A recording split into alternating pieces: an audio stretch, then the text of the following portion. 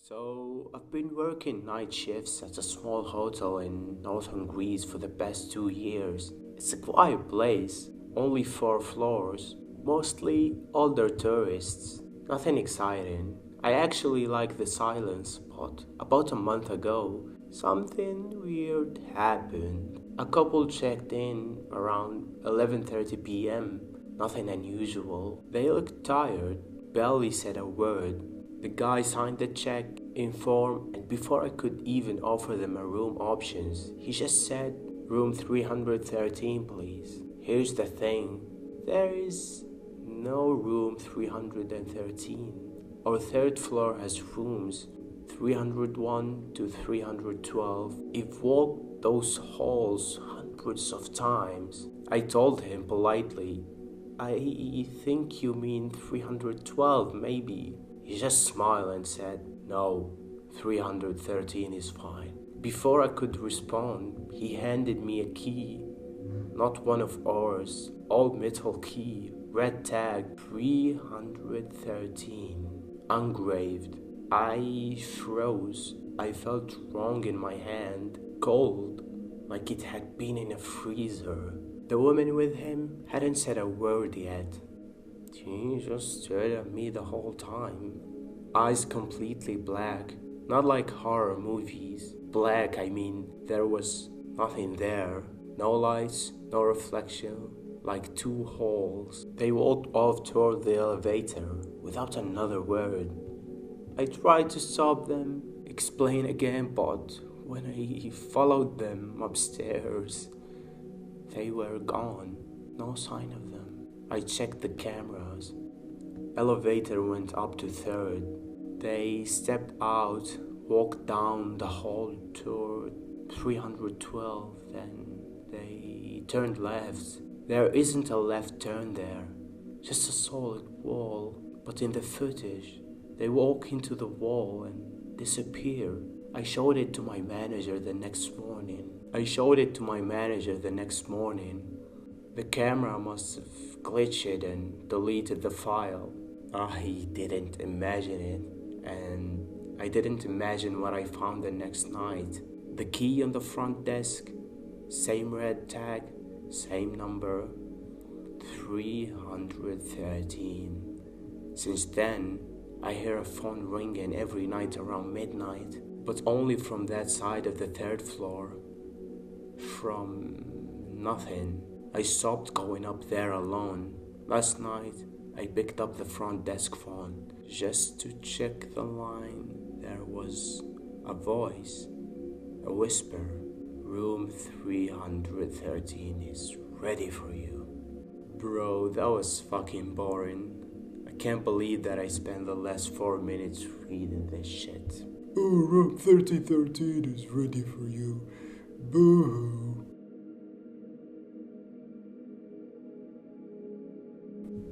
If you find a file named crawl.jpg, don't open it. I think maybe I was wrong. I thought I could handle it. I thought it was just a sick little joke or fun and games like every other scary internet horror boss. But it's more than that, much more. I found it a few nights ago. It was late. I was looking for something interesting, yearning for that classic feeling of finding something forbidden, tucked deep in the dark corners of the web. I found it, a weird little post that was shared in an obscure horror group online. The title was Just Scroll JPEG. It was simple, really, not much to it. I would have just scrolled past it, but I was desperate to find anything interesting at that hour. The post had a single JPEG file named crawl.jpg and a single line of text above it that read, "I'm hiding from him." I waited, staring at the text. I read it again and again. A feeling of dread came over me fast, pulled me under a wave of fear, excitement, and curiosity. Whatever this file was, It was bound to scare the pants off me. Oh my fucking god, what kind of curse is this? I was thrilled. I went to move the mouse. I hesitated. I glanced around the room trying to shake that feeling you get when you think someone's waking you up behind you. Nothing. Just paranoid. My adrenaline pumped as I double clicked the link to the image. I got several strange pop ups. On my computer ad blocker, got a few, and the ones that slipped through were just black boxes with jumbled unreadable text, not even ads. It gave me a good scare, but mostly I was confused. Then, finally, the image loaded. The image was distorted and, honestly, difficult to see. I had to adjust the contrast on my screen to make out anything at all. But now, I wish it stayed in the dark, in the safety of ignorance. It was a small bedroom, white walls, bluish curtains, a twin bed that looked like it had been ripped apart by something feral, torn sheets, collapsed mattresses, splintered frame. The only lights in the room came from a few faint red candles set in a loose circle, carved into the wooden floor. My first thought was, oh, just generic witch stuff, nothing creepy. But as I looked closer, my heart stopped. A formless mass was curled up under a part of the bed. Not much was visible, but it looked like a body, or what once was a body. Haunting pulp was pulling itself into the darkness beneath the frame. I could only make out a few details. A tangled lump, slick with what looked like blood dragging something that jutted out at odd angles. Two splintered white shapes, bone I think, pierced from opposite side of the mass like broken limbs. All along the visible side of its skin were large circles and swollen spots. I blinked, took another look. They weren't just marking, they were eyes, cruel piercing, unblinking eyes. There were 20 maybe, 30 of them scattered across its body, looking in every direction, looking right at me. I gasped and I clicked the X in the corner, so fast my hand cramped. I stood up immediately and looked around my room. Lights on quiet. I waited there in the silence, thinking, processing. The last few nights haven't been kind to me, and I'm starting to get worried. The nightmares are vicious. The same images, the bed, the circle, the thing it's keeping itching its way deeper into my mind. When I finally got the courage to get back to the computer, I saw that the link has installed a file into my hard drive. It was labeled the same way, crawl.jpg. I keep getting the strangest feeling that something's watching me from the screen. I unplugged my webcam and titled all my monitors so I can still type without being directly in front of them. I know it sounds crazy, but crazy things have been happening, so I'm giving crazy right back. I tried to delete the file yesterday. It seems to work like normal, but I swear I keep seeing something in the corner of my eye. Every time I glance at the screen, just for a second, I see a face, but when I look again, it's gone. The lights have been hurting my eyes all day, so I switched to candles. There were some pretty red ones my wife bought a while back, left over in the closet. I lit a few and spread them around the room. It helped my headache a bit, but that's the least of my worries now. I've been holding a trash can most of the night, vomiting up weird stuff like mucus, a little blood. My wife's been worried about me. I haven't left the room all day, but it just feels safer in here. If it gets worse, I'll go to the doctor, but I think it's just a bad flu. And the blood, probably from coughing, because the coughing is constant now. My sides ache. I feel things crawling just beneath the surface of my skin, like bugs skittering inside me. Even when I'm weak, it jolts me upright with a full body shiver. I nearly fainted earlier when it happened. I laid down on the floor and it actually felt comfortable, like my bones needed it. I feel so hollow and brittle. You ever find a stick in the woods and you just know exactly what sound make when it breaks? That's what it feels like all over my body. I've been trying to stay busy, distract myself, but that thing keeps slithering into my thoughts. I started throwing it into the floor. I just want it out of my head. My wife went out to get more cough medicine. It feels like nothing is working. I passed out earlier, and the nightmares are still there, stronger than ever. I am dizzy off balance, and I don't think I'm alone in here anymore. I keep checking the window, hoping to see her pulling into the driveway, but there's nothing. Just dark, just shadows. They are moving when they shouldn't be. There is a face in the corner of the room. It's been staring at me for probably hours now.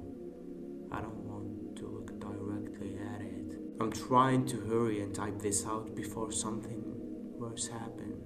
I think I'm going to hide under the bed until my wife comes home. It seems like a safe place, safe from the eyes. He won't find me there.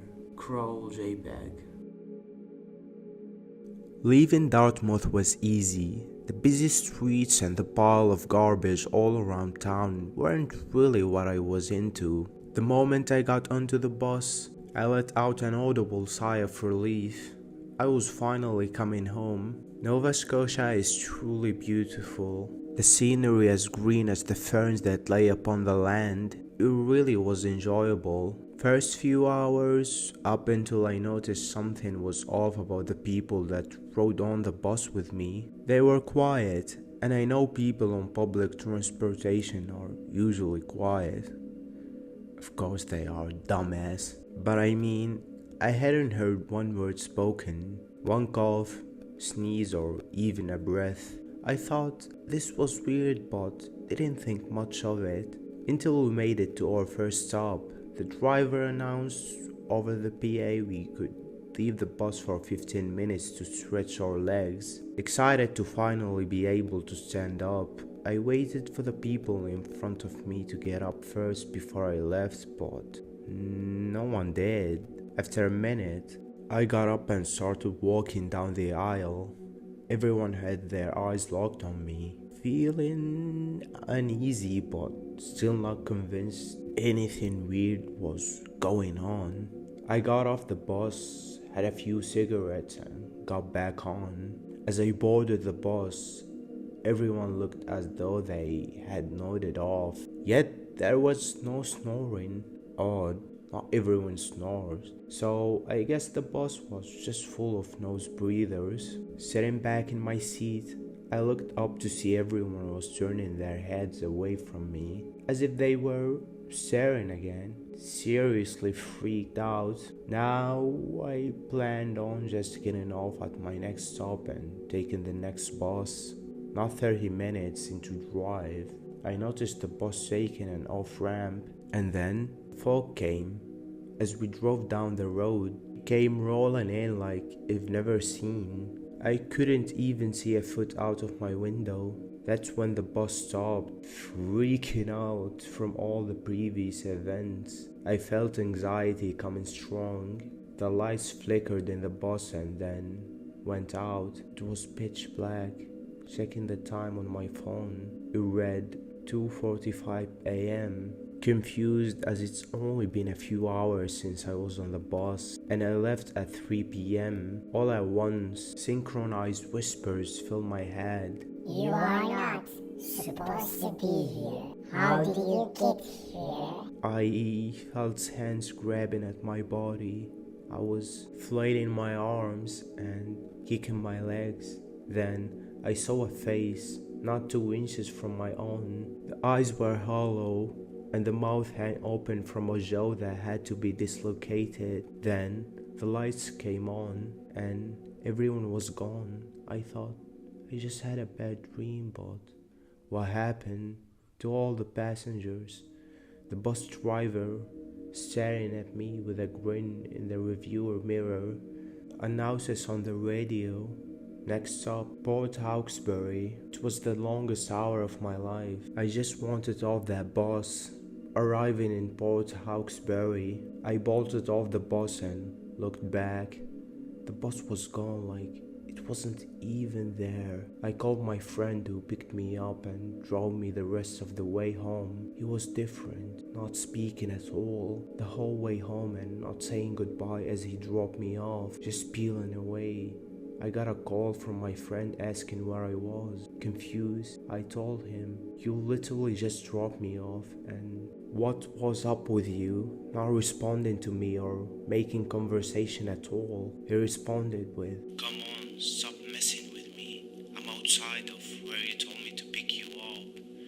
Hurry up, I have stuff to do in the morning." I told him I already made it home, and he got mad saying if I had another way home, he didn't have to drive 2 hours to come get me, and hung up. Even more confused, I went inside, noticing my parents on the couch staring blankly into the TV. Not a word from them, no matter how much I tried.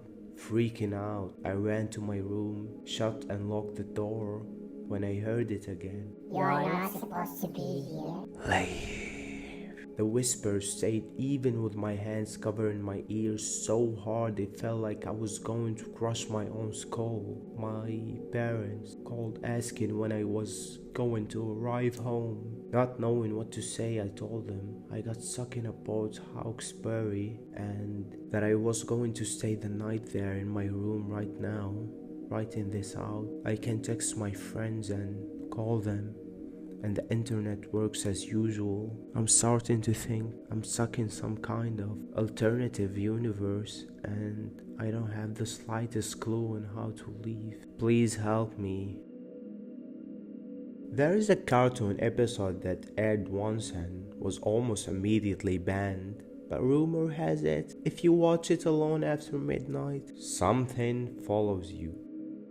Ooh, spooky. Follows you and eventually kills you. That's what they say at least, and I believe them. I believe them because of what happened to my best friend, David. David was the kind of person everyone wanted to be around. He had this way of making people laugh without trying. Like when he attempted to convince our math teacher that his calculator was haunted just to get out of a pop quiz. He was kind, easy to talk to, and somehow always knew when someone needed cheering up. People loved him for that. To me, he wasn't just a funny, likable kid everyone admired. He was my best friend since we were 5 years old. We started kindergarten together and we have been inseparable ever since. He was always the one person I felt completely safe with, closer than a brother. At around the age of 12, we got hooked up on horror and especially creepypastas. We would waste away hours on Reddit and YouTube, consuming all the scary stories and legends that we could find. Then, it happened. I was in my room, lost in World of Warcraft dungeon, breathless and grinning as if he just won the lottery. He told me about a creepypasta that he just read. It was about a cartoon that was released in 1966 and then vanished. It was a strange black and white cartoon about a cat endlessly chased by its own shadow. No matter where it ran, across rooftops, through alleys, or into a silent moonlit fields, the shadow was always just a step behind. The animation got more distorted as it went on, the lines trembling as if the reel itself was somehow afraid. In the final scene, the cat stops running, the shadow catches up and wraps around it like smoke. Then, without a sound, the fur begins to peel away, slowly, deliberately, and just before the screen cuts to black, a low crackling voice whispers something, 3 words that sound like ancient static: Omni, Hexis, Stannis. Status Baratheon. Okay, bro. I'm sorry. Let's go back to the story. David told me that he found the cartoon on the dark web and watched it. He was thrilled at the thought of testing out a creepypasta in real life. Of course, I feigned excitement, but all I could think about was warning: watch it and something will stalk you and eventually it will kill you. That was 10 years ago. It feels like yesterday. I can still barely believe the events that followed. A few days after he watched it, David started acting different. He kept glancing over his shoulder. He flinched at the shadows. He looked tired, like something was draining him from the inside out. Eventually he told me what was going on. He said he was seeing things, movement out of the corners of his eyes. He felt like he was being watched, followed. He kept getting phone calls where no one spoke, just silence. And worst of all, the TV in his room started turning on by itself. Always 3 a.m. Always playing nothing but white noise. He swore he could hear his name in the static. Then it happened. One day I went to school and David wasn't there. I found it weird because he never skipped. I assumed maybe he was sick or something. Then, after school, I went home and my parents told me that David was missing. When his parents went into his room to wake him up that morning, he wasn't there. His bed was empty. I had a sick feeling in the pit of my stomach. I knew something was wrong, deeply wrong. Then, my worst fear were realized. 3 days later, the police found what was left of him in the woods behind his house. He was skinned. All I could think, besides the unbearable thought that it lost my best friend forever, was that he died just like the cat in that cursed cartoon. It's been 10 years since David died, since they found him in the woods, like something out of nightmare. I wish I could say I moved on. That time I dulled the memories, but the truth is, it never let me go. I stopped sleeping with the lights off. I still can't walk past shadows without glancing twice. For years, I avoided cursed media altogether. No creepypastas, no late night horror binges. Just the thought of them made my skin crawl. But curiosity is a strange thing. It gnaws at you in silence, especially when there are questions left unanswered. A few weeks ago, I started searching again, not for fun or closure, for proof. I went deeper than I ever had before. All Reddit threads, long since forgotten, archived forums, fragments of onion links buried in dead blogs. And then I found it, the cartoon, his cartoon. I don't know why I clicked play. Maybe part of me needed to know if it was real. Maybe I needed to believe he didn't die for nothing. I started watching, and now, wait, something just moved in the corner of my eye. No, not something, someone. David, please. David, please. Please, David. That was a good one, not gonna lie. Yeah. Anyway, this is S9. Good night.